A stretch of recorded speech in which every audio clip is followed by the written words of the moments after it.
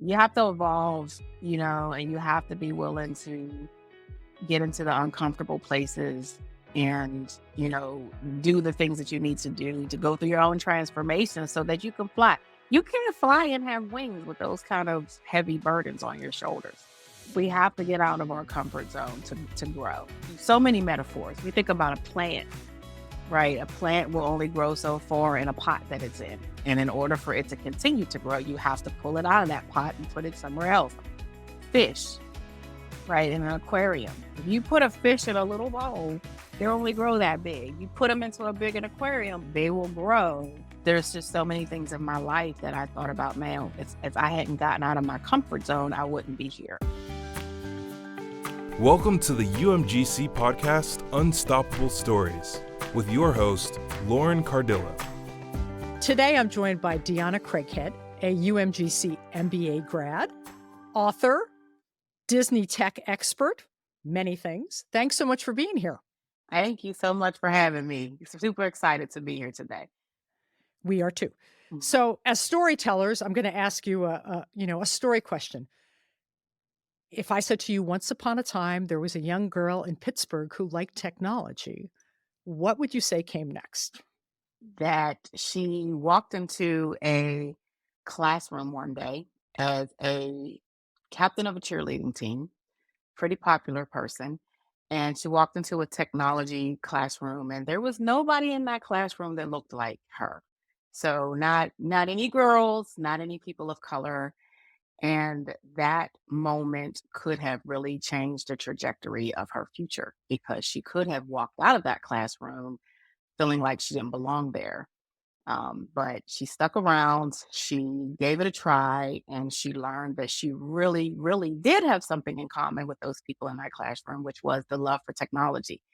And here I am today in an amazing technology career because I didn't give up or I didn't walk away because it looked different than what I thought it would be. What was it about the technology that really interested you? Honestly, I have a love for figuring things out. So back then it wasn't technology per se, right? Like I don't even know what it was called, right? It was just computers, right? Computing. And I had a love for figuring things out, doing puzzles, mind teasers, that kind of thing. And what I've noticed the first thing in that classroom was that the class it didn't come easy for me. And everything else up until that point kind of came pretty easy. Writing, reading class, math, science, they were pretty easy. But this was something different outside of the norm of your typical curriculum, right? This was not something everybody was learning. And I had to learn to write this code, which was almost like putting a puzzle together to make things happen and to do things. And if something didn't work, you had to figure out, why is this thing out of place? And it really became the gratification of getting it to work that really excited me, and then being able to then put that together with the real world, like seeing how a technology program makes a website run. Back then there was no Google yet. The internet was just coming out, right? But seeing it getting to make something work and make some sound on the screen, I was fascinated by it and was like super intrigued. Where do you think that came from? Because like you said, only girl in the class, only person of color. It wasn't like you were surrounded by that at all. So story time, again, true story. My grandfather, he was retired military and he worked security at our convention center in Pittsburgh. And so he was always there when there were conventions going on, and he would just, bring home stuff that was left over or somebody gave away. And, it could be, a new, there was when it wasn't granola bars, but it was like when a certain type of granola bar came out. I remember those when they first came out. He brought like a case home, like, here, they gave these away at this convention, like, try it. So he would bring us this stuff. And one of the things that he brought was a Commodore 64 computer. I was probably like 10 years old, right? Right. Love Brought it. home a Commodore 64 computer. My mother has 3 sisters. And so we would share these things, right? Like if it was something big, it would like go to one of our houses for a couple of months and it would move to another one of, the other my aunt's houses for a couple of months. But we were always at each other's houses. So it didn't matter whose house it was, we'd get on this computer. And I would just be the person that would sit there and type out all these commands into this into the TV, right? Because there wasn't it plugged into your TV. And I didn't even know back then that that was I think it was basic. So I think really that was kind of the thing that intrigued me. I was always a dreamer as a kid, like a dreamer of like, what are these things that are different that, you see and can do? And that was really the introduction to like playing around on a computer and trying to figure out how it worked and got things going. What was your family's reaction to this? And, how did they either support you or tell you this is not a career, you know? So, my mother actually was not supportive. And we've talked about this, so she won't be mad if she hears about this. And it's in my book, and I explain why, right? Like it was foreign to her. So my family is full of educators. So most people are teachers or in business of some sort or working in nonprofits. So my mom and some of my aunts were big on like community involvement, community outreach. So that's always been instilled in me. And so it was like, go get your degree in business. Like that's what you should get your degree in. And I kind of shared that, hey, I really like this. She felt like I was going to be pigeonholed because she just didn't understand what that meant. It wasn't something anybody in the family was doing or even understood what it was. And then I remember showing her a newspaper clipping because that's where jobs were posted. I'm telling my age here, but that's where jobs were posted back then. And so I gave her this newspaper clipping and I showed like what I could make out of college, like right out of college. And it was a salary that like many family members weren't making. She actually said something that was like a gut punch, but it opened my eyes to some of the struggles in life that I began to face, which was, but you're not going to make that salary because you're Black. And I remember just like, my face always tells you how I'm feeling, even if I don't say it out loud. And I didn't respond, but my face was in shock. And she said, and I'm just telling you that because it's true. Um, and I'm telling this story, and I don't want anybody to think that my mother is a horrible person. But what it was she was right in a way, in a sense that I would be introduced to a pay gap because of my gender and my race. Like that is a reality, right? Mhm. It was just the way she said it and the way she delivered it. It was a way that like I didn't understand it at the time, and I was like, how horrible, like and I felt like she was trying to crush my dreams, but she was trying to protect me from the ugliness in the world. And so me being who I am, I was like, I'm gonna prove you wrong. I didn't say it to her that way. I didn't say it to her. But I was like, I'm going to prove you wrong. And like that's really a big part of my personality. If you tell me no, I'm gonna find a yes. So I was like, I'm gonna go out here and I'm gonna be successful and I'm gonna show you. And I am. I'm very successful in the role, but as my career began to grow and climb, I did start to see those discrepancies, or it's harder. It's harder for me as a woman and being a person of color. It is. So, I got it now, but back then I was like, what?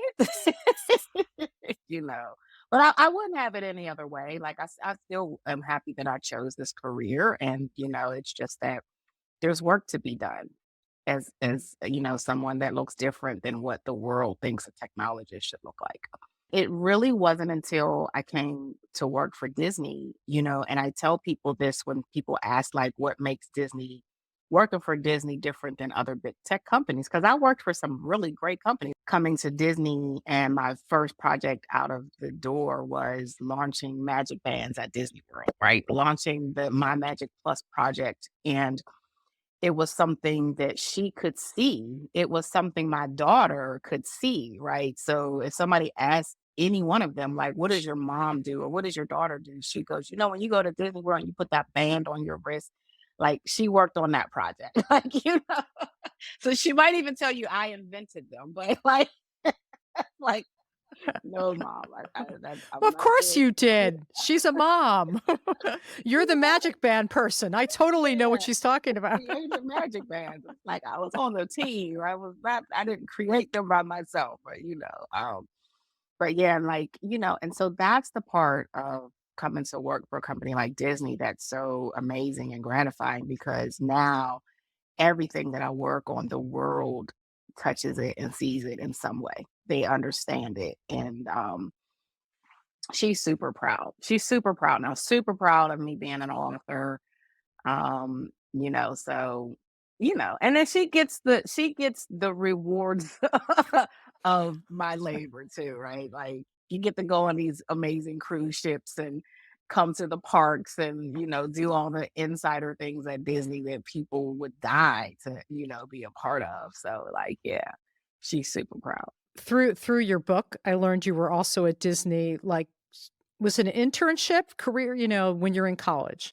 So describe that day for me when you had been to Disney before, but that day when you walked onto the Disney, I don't want to say lot, but the Disney, location, what did that feel like when you knew that? So that program is called the Disney College Program, and it is a program that's still around today. It's an amazing program, and you're selected from hundreds of applicants. So just being selected, I felt amazing and special. Again, true story. My mother was not supportive of me coming to this program because I had to take a semester of school off.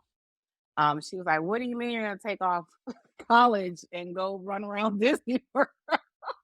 Your parents have an idea for you, and it's like stick to the program and go off and live your life. But this was one of the best decisions could have ever made back then.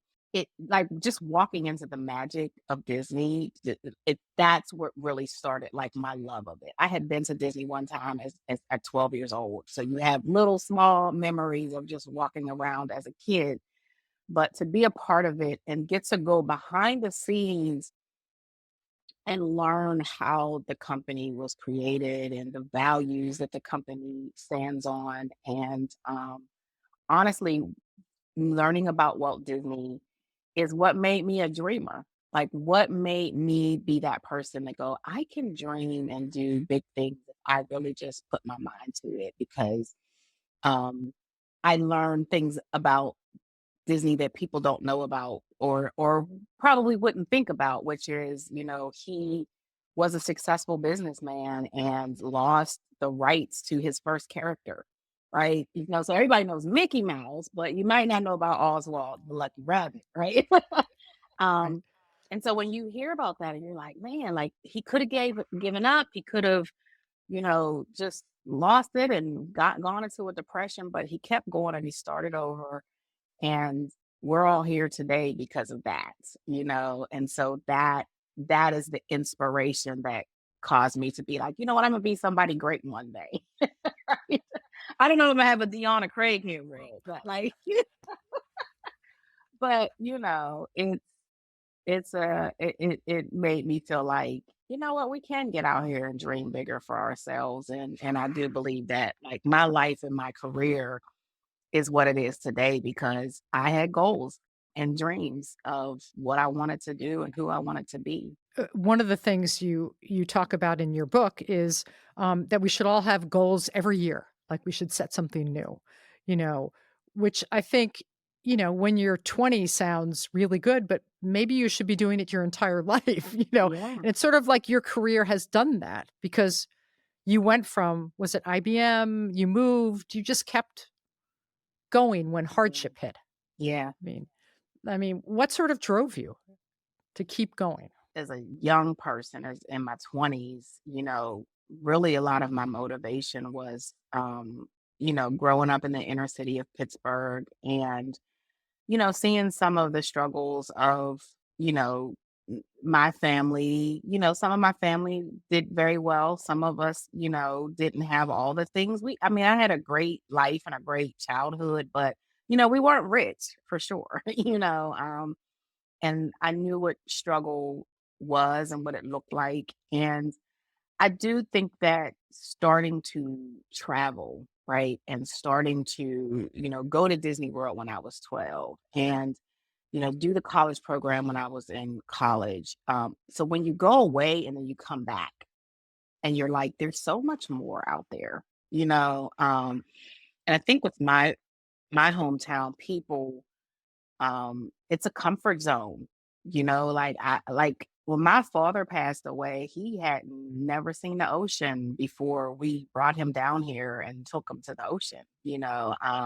So people just don't leave sometimes this bubble, but I felt like that bubble was kind of like suffocating me.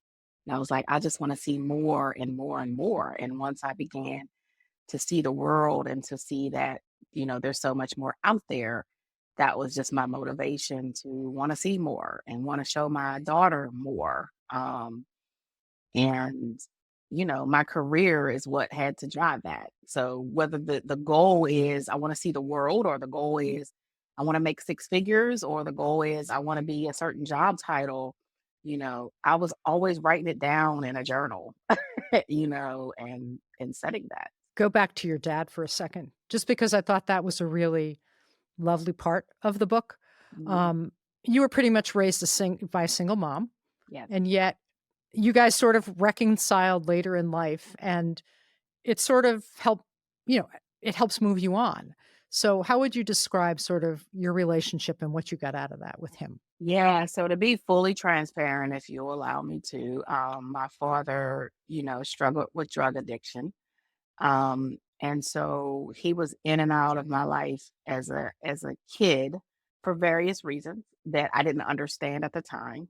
And he came back around to my graduation when I turned 18, And so thinking, okay, he's back and he's going to be in my life, but really he wasn't. Like he was back in Pittsburgh, he was back around, but he wasn't the father that I needed and wanted him to be. And so that just made it a very tumultuous relationship. I was very angry for many years. I do have a stepfather that came into my life at around 16, 15, 16 years old, still around today, amazing man.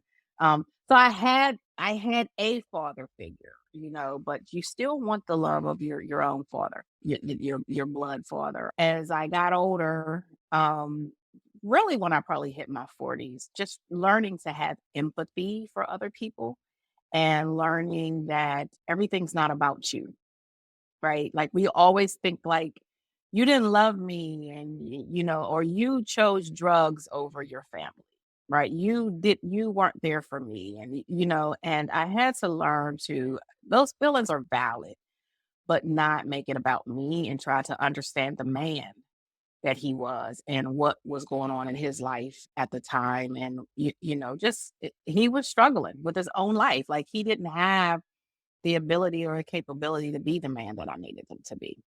So learning to do that, to give forgiveness, right, doesn't mean I still don't have feelings of anger about it sometimes, even though he's gone. Doesn't mean that like I still like, man, I'll never get the chance to get this right. But learning that he did the best that he could with who he was and what he had, and he, he had some struggles in life that he just couldn't be who I needed him to be, and it had nothing to do with me. And that was a healing for myself that I needed. And so anybody, listening to this or going through anything like that with their own family member, no matter who it is, like sometimes you have to get to a place of forgiveness for your own healing, so that you're not carrying that burden um, on for the rest of your life. So I'm appreciative that when he got sick, he fought long enough to reconcile our relationship because those were the 5 years that I needed. to just be able to forgive him and let him go in peace and, have peace in my own life after he was gone. Thank you for sharing that. It's sort of going back to your book, it's the whole evolution idea. You can't Yes, stay still. You have to go forward. yes, And yes, if you don't, nothing changes, right? yes. You have to evolve, and you have to be willing to get into the uncomfortable places and, do the things that you need to do to go through your own transformation so that you can fly. You can't fly and have wings with those kind of heavy burdens on your shoulders. So I encourage anybody to, if you're growing and evolving into what I call the full version of yourself, which is the butterfly code, is like sometimes you have to shed the weight of who you were. So go back to the book for a moment. So why did you write the butterfly code? I mean, what motivated you? It started with just wanting to tell my story, right? I've always been a writer. I've always, as a kid, I was just recently looking through some old documents. I don't throw anything away. I have all my old report cards, like from first grade on, and I love to be able to like share those with my daughter now that she's in college because it's great to see like, oh wait, I thought I was a straight A student. And I was a chatterbox in the classroom, like you are, like, you know. Um, but I had all these awards about writing, like best writer, and that I've always loved to write. And sometimes they would be, you know, fiction, stories that are created up in my mind. Um, but I also journal. So I've always just sat down and whatever I'm feeling or thinking, I would write it down. It just was the best way for me to express myself. So I had these journals over the years of my life. And it really started with trying to get through the pain of my dad not being around, right? Writing letters to him, writing letters to myself, writing letters to my mother when I just was, like, how do I express what I'm feeling for somebody to understand this? I loved the idea that pain and sort of lack of comfort is okay, that Mhm. it's a process to get you somewhere else. You don't grow in your comfort zone. We have to get out of our comfort zone to grow, right? You think about so many metaphors. We think about a plant, right? A plant will only grow so far in a pot that it's in. And in order for it to continue to grow, you have to pull it out of that pot and put it somewhere else. Fish, right? In an aquarium. If you put a fish in a little bowl, they only grow that big. You put them into a big aquarium, they will grow, right? In that bigger environment. And so um there's just so many things in my life that I thought about, man, if I hadn't gotten out of my comfort zone, I wouldn't be here. I moved to Atlanta out of college 3 days after I graduated. I didn't know a single person, and I grew and I learned and I did so much in the 13 years that I lived in Atlanta. And now I've been in Orlando for 13 years, moved again, not knowing a soul, with a child by myself, with a 7-year old, you know. And I could have said, no, like, I can't do that. But man, I would not have this life. My life has just been amazing. And I wouldn't have this life if I would have not been afraid to just go and give it a try. I always say, you can always go home. You can always go home. Get out there and give it a try. I haven't been back home in 25 years. I was going to ask you that. And when was the last time you were in Pittsburgh? Yeah. Right? I go to visit, but I've not moved back. I've had a couple of close calls where I was like, you know what? I need to pack it up and go home, especially after going through a divorce and having a child, but again, I have to give it to my mother. Like sometimes mom gives me really tough love and it's like, oh, I hate it. It's a gut punch. But she's like, come back here and do what? Like get it together, suck it up, you're gonna be okay, And I did. I stuck it out, and we continued on. But she was right. Come back home, like, you just want the comfort of your family. But working for Delta Airlines at the time gave me the ability to get back and forth home as often as I needed to be. So in that period of like recession, get laid off, tech bubble bursts, child is born, you decide to go back to school and get an MBA? I did. What was the thought process there? You know, when the tech bubble burst, so this was around 2001, 2, I think it was 2. There were like all these startups that were like over in Silicon Valley. They were doing all these .com startups and like just the tech boom. Like there was just all these great jobs, and that one day that ended, and yeah, there were so many layoffs, and I was 3 years out of college. Like I had just bought a house, and I was like, oh my gosh, like what am I going to do here? And there was so much competition. So now I have to compete with all of Atlanta for people who've been writing computer code, that are men. I kind of let that imposter syndrome kick in, right? That are men, not women. And, how do I compete with that?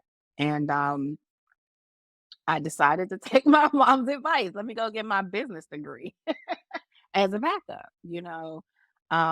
And it was a great decision because like bringing tech and business together like opened up my eyes to like I'm not just a computer programmer anymore. Now I understand how technology plays a role in business. Um but yeah, so I started the program, and I it was one of the few programs at the time that I could do online. I am not my attention span is not very You've been laughing at me this whole time. My attention span is not very long. So, like sitting in a classroom, I knew I would not make it through a program like that, where I had to go to a room, sit in a classroom. So I wanted to do something online. About halfway through the program, I found out I was having a baby. So I was like, okay, well, we're gonna. I was back to work at the time. Actually, I had gone back to work, did find a job back in tech as a computer programmer.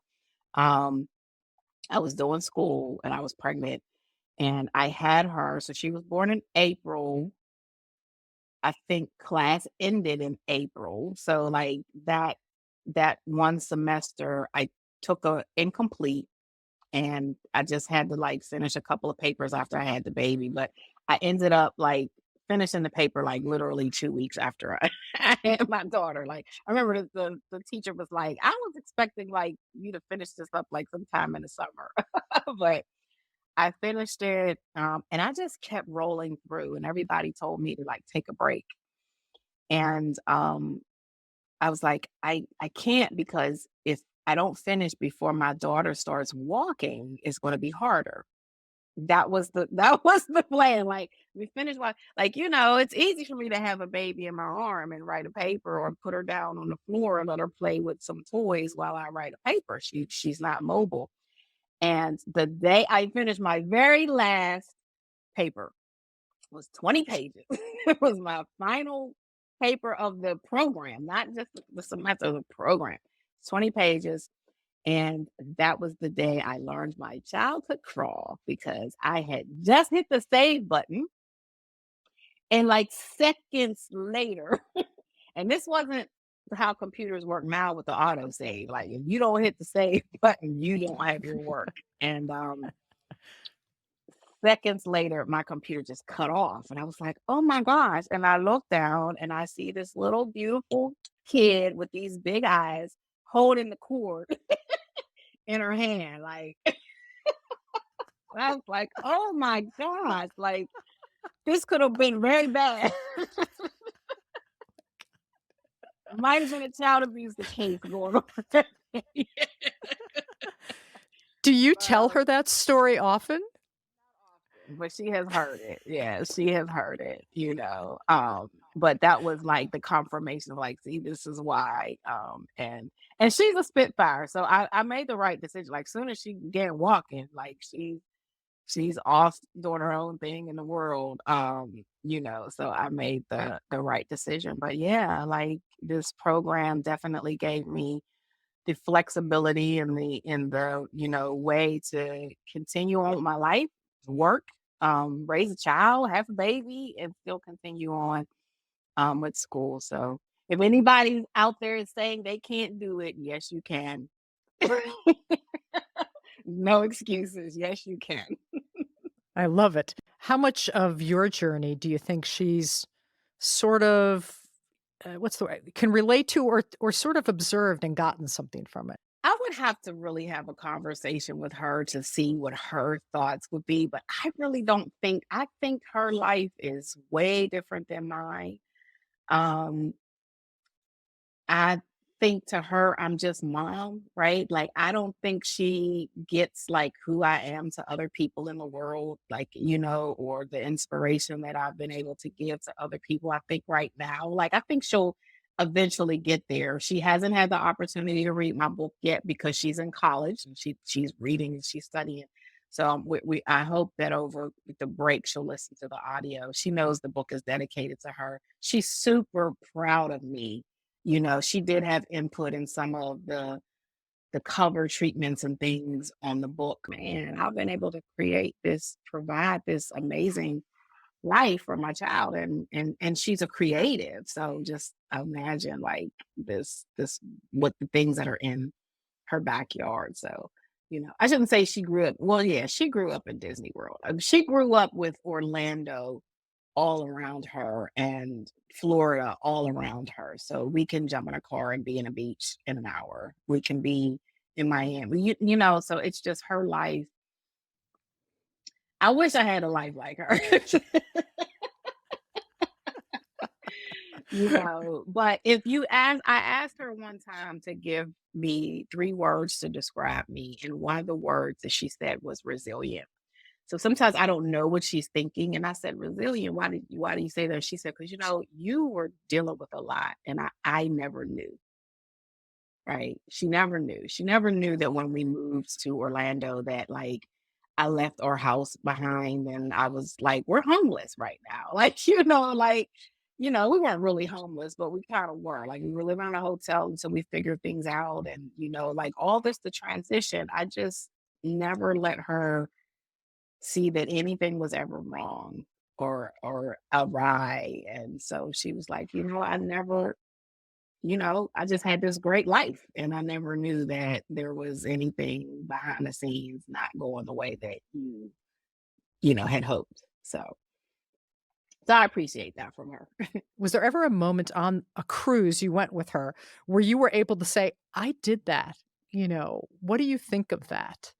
Where she sort of got that you had created something? It would be the Wish, launching the Wish.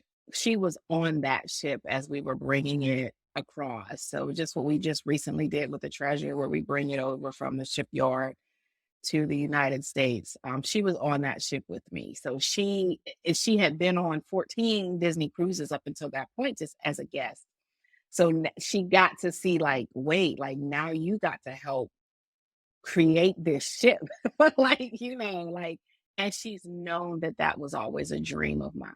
So she was like, like you got to do it. You did it. Like this has always been your dream and you did it. So do you ever like pinch yourself and be like, that kid from like the cheerleader, coding class is now doing this?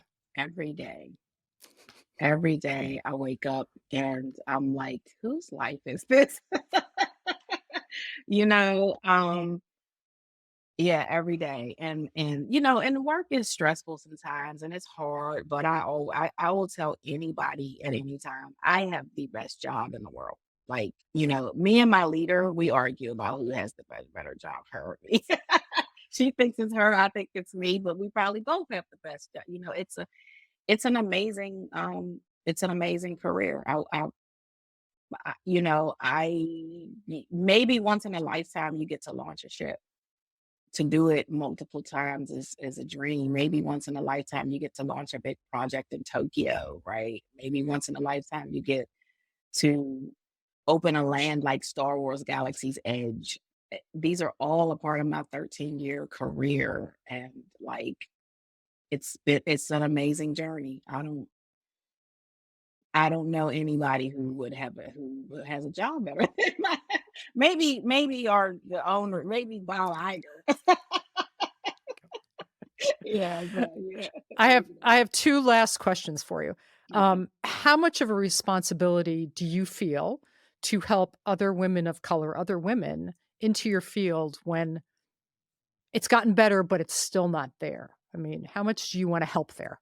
It is the probably the biggest responsibility that I feel as a part of my career. So probably 50% of my job is to go to work every day and do my job and do it great. The other 50% is that I know that there are others who are watching my career and are inspired by it. Like I didn't sign up for that, but years ago, people started telling me like, "Hey, I see you on LinkedIn, or I'm seeing this, and like you're inspiring me to be in this career." And it's sometimes it's great, sometimes it's a burden to carry because if you do a great job, great. If you don't do a great job, then you feel like you're ruining it for every Black woman that's in that role, right? or Mhm, or that, mhm. like they'll never put another Black person in that role if you don't do a great job. But it became passion for me, right? It became that I don't just go to work and go home. Now everything that I do is a way to inspire somebody else to be great, whether it's in technology or whatever dream it is that you have, right? Like I'm showing you that through the reason why I wrote the book was showing you like, yeah, you see this success, but let me tell you about some of the struggles that went along with it so that you can also be inspired to just not give up. This is not all rosy and beautiful. And so getting people into this tech career as women, it has changed over in the past 5, 6 years. It has grown, but I'm part of 3% of the technology workforce, and that number is not changing because as we're climbing the career, we're leaving. So people who want to be executives, people who want to be directors and VPs and CTOs, like they're leaving because it is harder. And so for me, I have a network that keeps me inspired and tells me to keep going too. But I have my days where I'm like, you know what, this is impossible. you know, um, but I also know, no, it's not. It's not impossible. It's just harder. And I have to continue to show us that we can do it.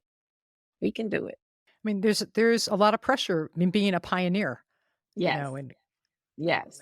that's just the way it is, and you know that, which like you just said, but still. Yes. And the goal is that hopefully one day that the path is a little easier, right? That the people can come behind me and the path is already there. But that means you gotta get all the bumps and the bruises for other people.